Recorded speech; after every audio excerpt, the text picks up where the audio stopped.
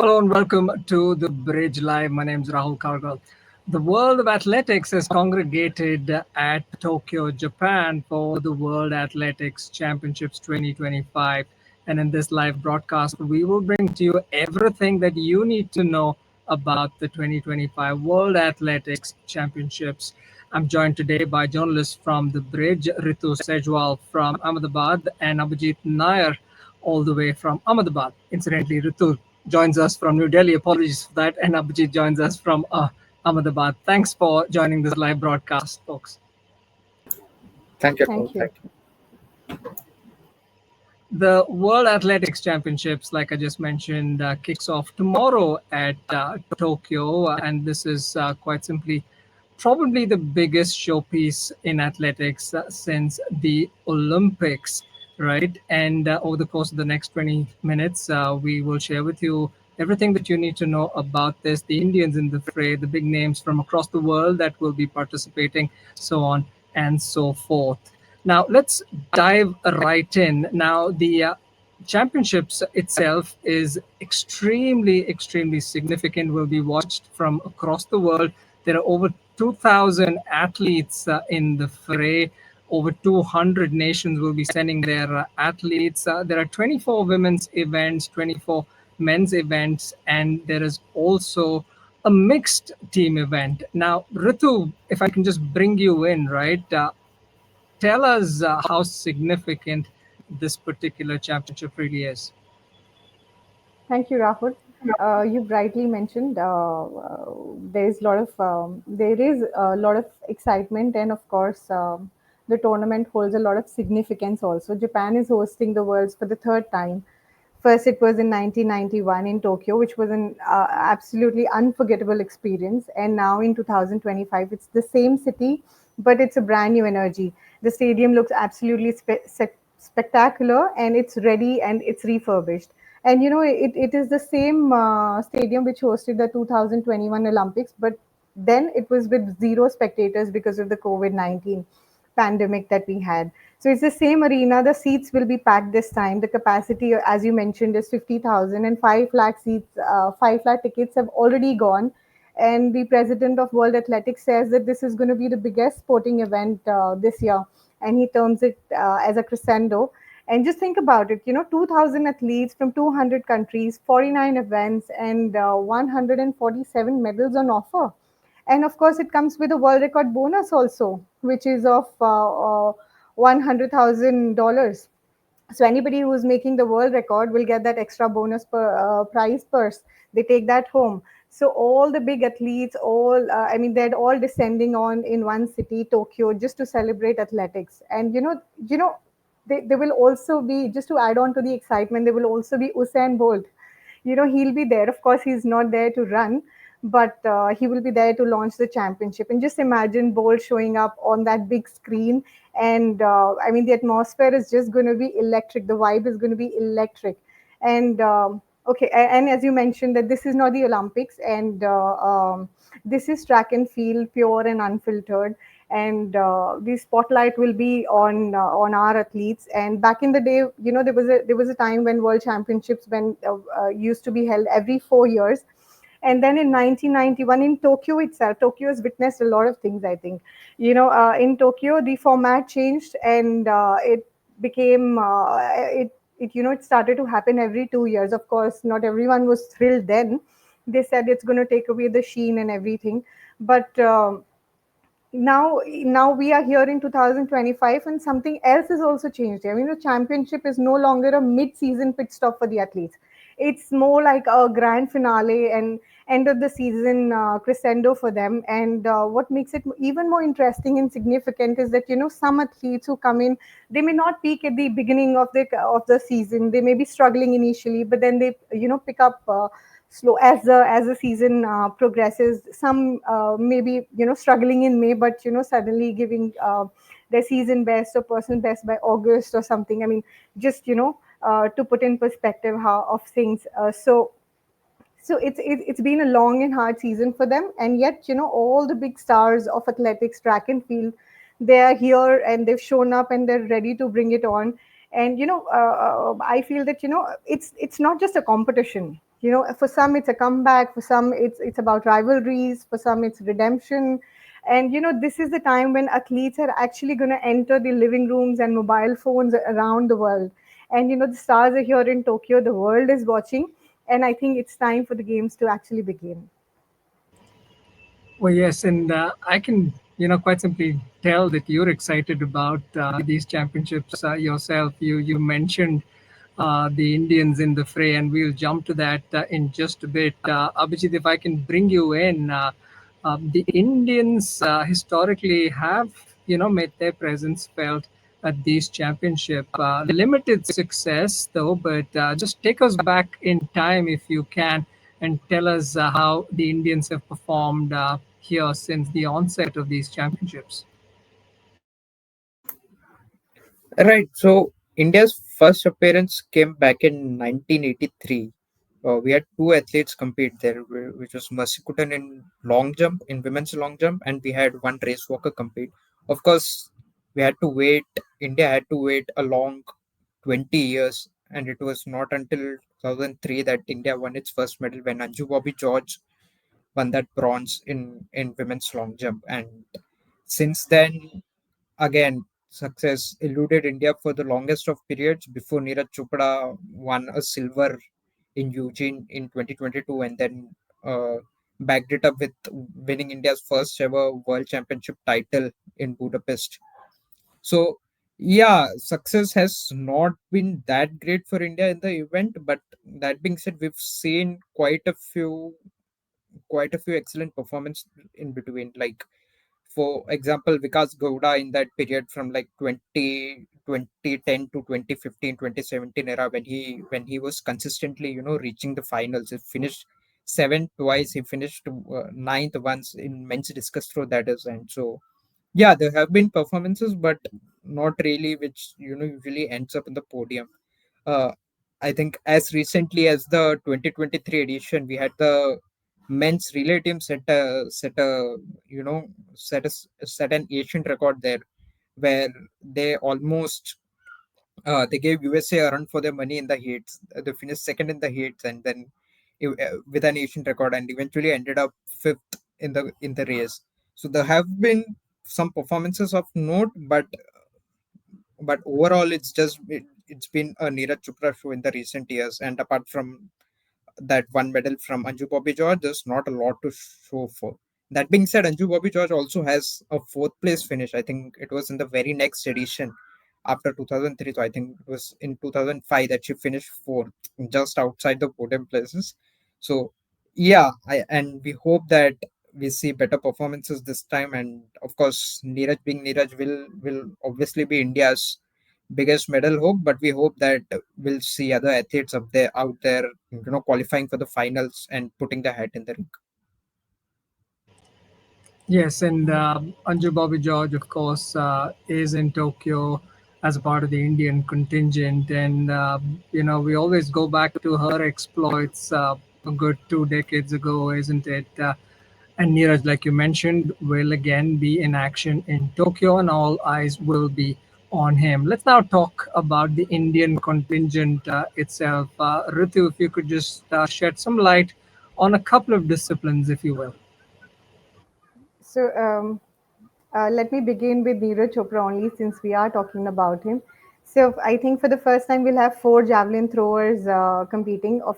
India is sending a large, if I may say, call it a large contingent. 19 athletes will be competing from India. And in javelin, we have four individuals competing. There is Neeraj Chopra, Sachin Yadav, Rohit Yadav, and Yashveer Singh. We've all qualified for it. Neeraj has obviously he's won two medals, as Abhijit mentioned, already at the World Championship. He is the defending champion from 2023. And Rohit Yadav also has some experience of World Championship, because last year last edition he was there. He had a personal best of 83.65, and sorry, not there. This season he's had a best of 83.65, and Tokyo is his second World Championship. Last time he had finished 10th there. And then, of course, we have Yashveer and Sachin also who've qualified. Yashveer is qualified via the world rankings, and so has Sachin. And if you talk about Neeraj, this season Neeraj has been he has been impressive. He's of course got that 90 mark. He's crossed that which we all have been waiting for, and he's actually on a hat trick of medals this time. He's got a gold in 2023, and there was a silver back in 2022. And starting from 2021 Tokyo Olympics, he's had an impressive top two finishes in last 26 tournaments. But of course, we'll talk about the predictions and the competition later. And apart from four men javelin players, there is Anu Rani also who's qualified via the world ranking quota. In then we have a long distance runner Gulveer Singh. He will be competing in two events: 10,000 final and 5,000 meter heats. Then we have race walkers. There is Servin Sebastian, Ram Babu, Sandeep Kumar, and Priyanka Goswami. And all of them will be there, I mean, to put in their best foot forward. But I would like to mention Neeraj Chopra. I mean, of course, he is, as Abhijit mentioned, one of the best bets that we have of a podium. He's not going to have it easy. I mean, there is Germany's Julian Weber, who is the current world lead. He's already had 290 plus this season. So he's definitely a clear favorite there. And then we have the reigning Olympic champion, Arshad Nadeem, also competing. There is Brazil's Da Silva also. So this is how we are placed. I mean, the Indians, these are few events that I'm going to be looking forward to. Yeah, we always keep going back to Neeraj Chopra, isn't it? Given his recent track record and his, success over the years as well. But there are quite a few others in the fray as far as India is concerned that we will have to keep an eye on as well, right? And just for the record, let's just call out the names of the entire Indian contingent. And Abhijit, I'll turn it over to you subsequently. We've got Murali Srishankar in the long jump. He's qualified through the rankings. Sarvesh Kushare representing India in the high jump. He's qualified through the rankings. Animesh Kujur, 200 meters. He will take the track. Praveen Chitravel is the triple jumper. Sachin Yadav, like Ritu mentioned, javelin throw. Yashvir Singh, Abdullah Abu Bakr is the second triple jumper in the fray. There's Pooja in the 1500 meters. Ram Babu, the race walker, like Ritu mentioned. Sarvin Sebastian, race walker again. Akshdeep Singh, another race walker. Priyanka Goswami, race walker. We've got plenty of race walkers in the fray. So don't forget to watch that particular race at the World Championships. There's Ankita Dhyani, 3000 meters. Anurani, the sole lady representing India in the javelin throw event. Neeraj Chopra, of course, and Parul Chaudhary in the 3000 meters steeplechase. Gurveer Singh, the national record holder in the 5000 meters. Abhinash Sable has qualified, but he will not be in Tokyo because he picked up an injury a few weeks ago. And Tejas Shirse, of course, the 100-meter hurdler. Who are you keeping an eye out for, Abhijit? Mhm. Let me start, I think, with Animesh Kujur. I mean, him being there, him booking that ticket to Tokyo, I think that in itself is an historic achievement. India hasn't had a sprinter qualify in men's event to the World Championships ever. So this is a first, and it's quite an achievement in itself. I mean, so Animesh Kujur will obviously be one of the stars that India needs to watch out for.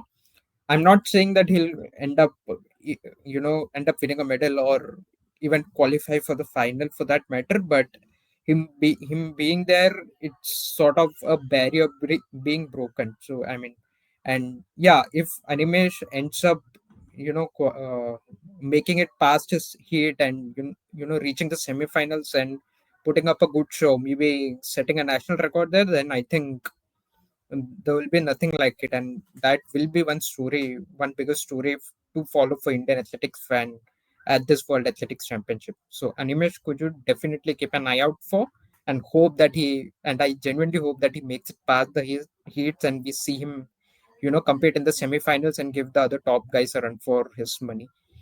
He's been doing very well in the recent past, and this is his opportunity to share the stage with those big guys, share the stage with the likes of Noah Lyles, Tebogo, Kenny Bednarek, and to test himself. And maybe if he compete with those big guys, he'll also have that extra spring in his step, which might help him better his personal best, better the national record.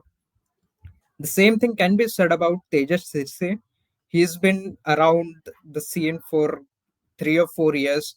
Man has not had, the best of lucks. He's been there and thereabouts in men's 110-meter hurdles. I mean, he's missed qualification for this global championships by a whisker in the past, and finally he's managed to get it through after a few withdrawals in men's 110-meter hurdles. And I think it will be a good opportunity for him to test himself against the best in the world. One of his complaints in the recent past has been the lack of depth in Indian hurdles, which hasn't worked in his favor, which he says is one of the reasons that he has been unable to push himself to even greater heights, that there's no competition in India. So now that he is getting this chance to compete with the best in the world, I think he should be very pumped up. And I think the other aspect which we haven't talked about here is are the jumpers, the long jumpers and triple jumpers. So Murli Srishankar, all of us know the late dash he made to qualify for the World Championships. He was injured, he was out for more than a year, but I think kudos to his team, whoever was working behind the scenes with him. I think they timed his return to action to perfection. I mean, we all knew that Sri Shankar needed to compete in at least 5 events to, give himself that shot of qualifying via the world rankings. And I think they timed it to perfection. He got exactly 5 events to compete before the qualification period ended, and he also did extremely well on return from injury. He went above 8 meters in his first competition on return, and then I think he holds up a season best of 8.13 meter, which is not that great by world standards, but I think for someone who's just returned from injury, that's excellent an excellent distance. And if Tishankar can, go past the qualification stage and make it to the final, it would be a very good result. He's done so in the past. He's finished seventh in 2022, and then he missed. He had a terrible run that very next year in 2023. So I think, and then I think after that, this is the first big event per se for Sri Shankar since he missed the Paris Olympics last year, unfortunately due to an injury. So keep an eye out for Murli Sri Shankar.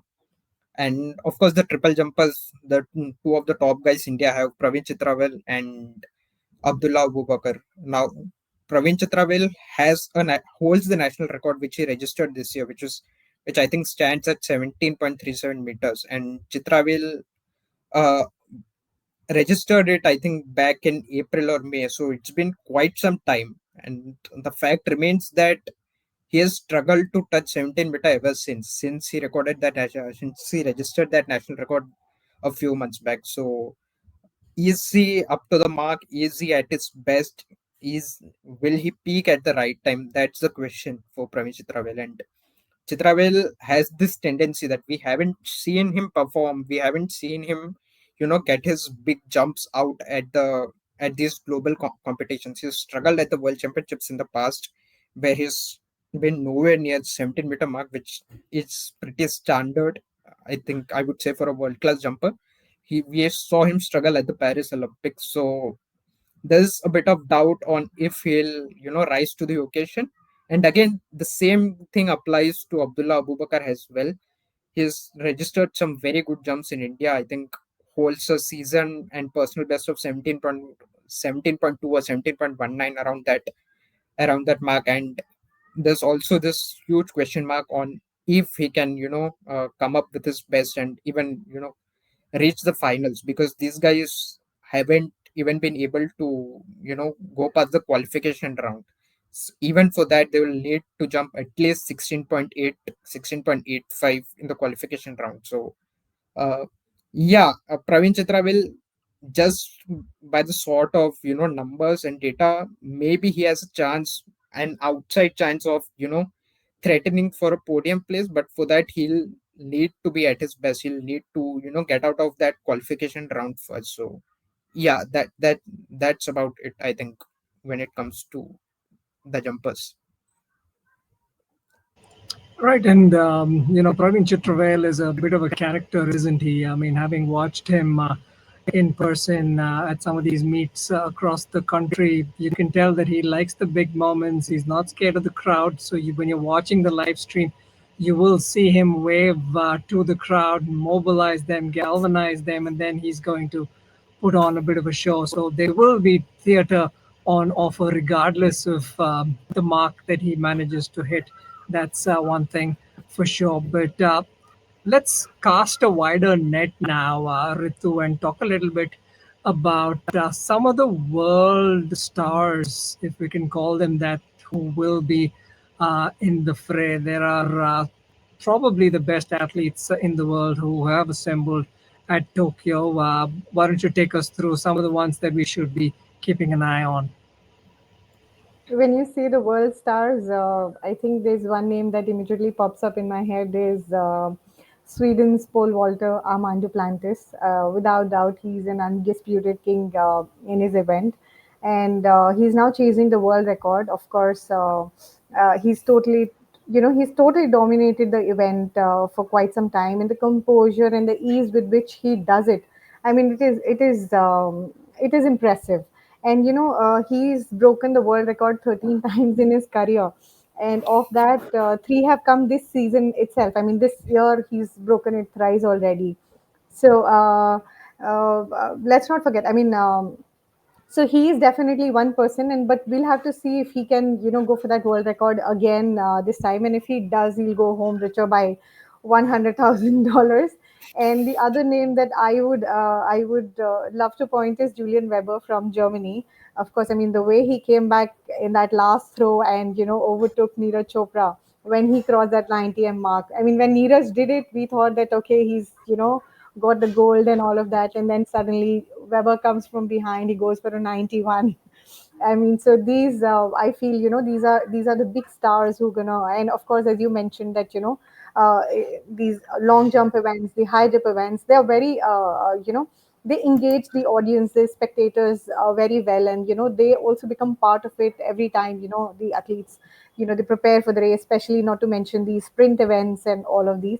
So yeah, these are some events and some athletes that we can say that are the ones who are there. They're definitely going to win our hearts with their performances. And of course, Neeraj Chopra also, because he's one of the big global stars. So we cannot miss him when we talk of athletics. I think we cannot miss him. We cannot, we have to mention him. Well, yeah, I can tell that you quite like the exploits of Julian Weber. You mentioned him more than just once in this particular broadcast. The Indian fans, however, will be hoping that he has an off day on the day of the finals. And of course, Neeraj can defend his gold medal. Abhijit, there are a few other contests or other personalities that we should be watching as well. There are top class sprinters. You want to mention a couple of those for the fans to keep an eye on? Yeah, surely. I mean, I think since we showed the slide, Noah Lyles, I think, will be the one to watch out for. Uh, he is expected to have a tough battle in the men's 100 meter. He's the reigning Olympic champion in this event, and with Kishan Thompson, who just barely missed out on that gold medal in Paris, I think the Jamaican, he'll be, raring to go here and going for his crown. And also, Lyles will face a tough battle in 200 meters, where he missed out on the gold in Paris, and then it was later revealed that he had COVID. So, and 200 is historically been Noah Lyles' event. It's been it is his pet event. 100 meters is his side event, and 200 meters him up against Tebogo of Botswana and then Kenny Bednarik of the US. I think that is something which will serve a very which will be very delightful to watch. Since we're talking about sprinting, I think we cannot ignore the fact that Shelly and Fraser Price is still hunting. Uh, the Paris Olympics was supposed to be her last event, but unfortunately, she had to pull out on the day of the event due to certain circumstances. But now here, she's back. She's saying this will be the last event of her career. She's retiring after this. So Shelly Price, watch out for this. Also, this beautiful story that it was in 2007 World Championships, which also incidentally happened in Japan, not in Tokyo, but in Osaka, that Shelly made her senior international debut. So that was nearly 18 years old, and now she is going to compete in her, the final event of her career in the same country. So this that is something that uh, we need to watch out for that. And if she has a fairy tale ending, uh, nothing like it. And of course, there are a few other events. We have Sydney McLaughlin competing in 400-meter flat this time. She's not competed a lot in hurdles this season, and the same is going to be the feature in Tokyo, sorry, where she'll compete 400-meter flat. So that is, we'll need to watch out for if we see that world record mark under danger. She is a top class athlete. She's dominated the women's 400-meter hurdles for the longest of time in the recent past, and now that she's competing in 400-meter flat, we need to see how fast she can go here. So yeah, these are the few events that obviously we'll need to keep an eye out for. There's also this long jumper Tentoglu, who has not had the best of his season so far. He's dominated men's long jump over the last few years. He's not been at his best this season, and we'll have to wait and watch if he can bring his A game when it matters the most. Yeah, these are the few events that I think I'll personally keep my eyes peeled out for. Yeah. Yes, and there's also Faith Kipyegon, the image that's displayed on your screens right now. She is a three-time Olympic champion in the 1500 meters. Not every day that you get to watch multiple Olympic champions live in action. So keep an eye out for these particular names. So just before we wrap up, we have to put up this stat of top performing nation at the World Championships. The United States, of course, has been the most successful country at the World Athletics Championships. They won a staggering 443 medals in all, 195 golds thus far in the history of these championships. Ritu, if I can ask you now to come up with predictions, Ritu first and then Abhijit, how many medals do you think India will bag at the end of these championships? I think one we all know is a sure shot medal. We hope so. He doesn't give in to the pressure and he performs and stays consistent, and that is Neeraj Chopra. He's done it twice before, so he knows how to handle pressure and everything. But it'll be interesting to see how other athletes or in the same event perform and how he performs. So it is largely going to depend not just on his performance but on how other athletes perform.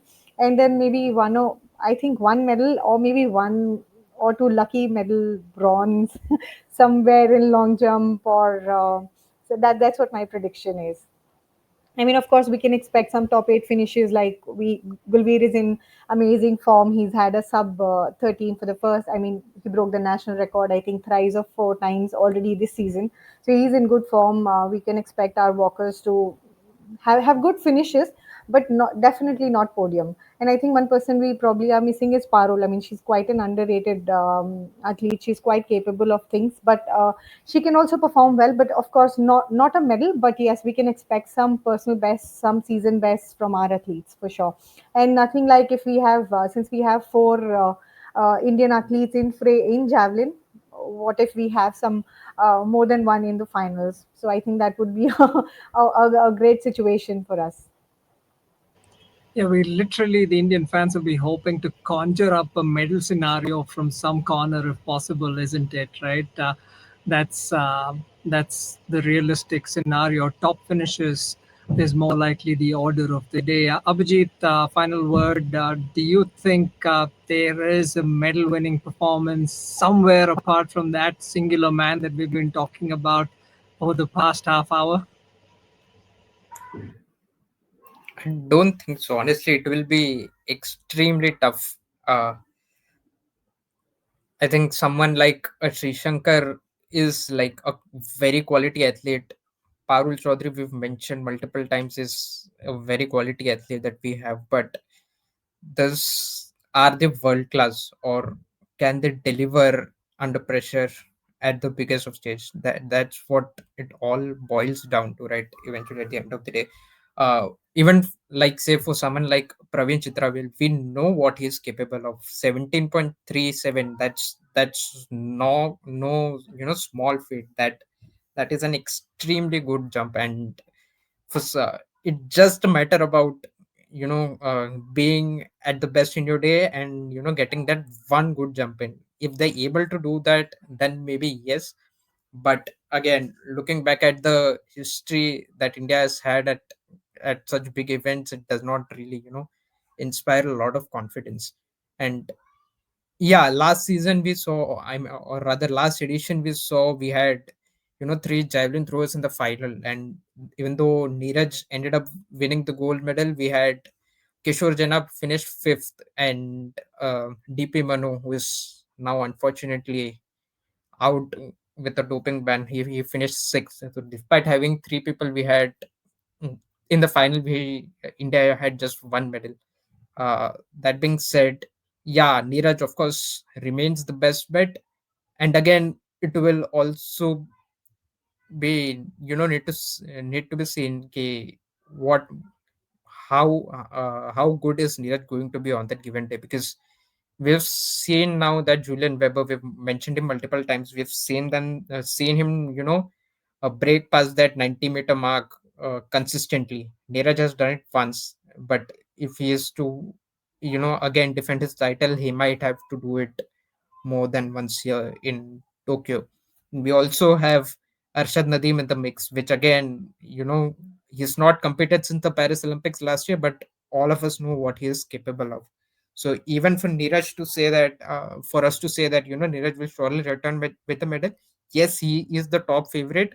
But if he is not at his best, I mean, there could be a potential chance that India returns empty-handed.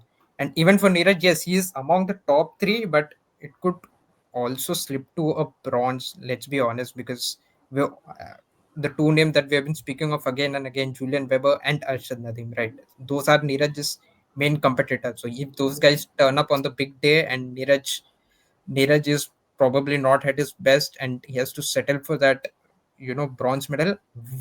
We know for sure that he won't be happy. He wasn't happy with the silver in Paris last year, but that is also a realistic thing that I think Indian athletics fans need to be thinking about. Okay, oh, what if Neeraj is uh, top two streak of 26 of finishing top two in 26 straight meets? That I think is a stat which is in realistic danger.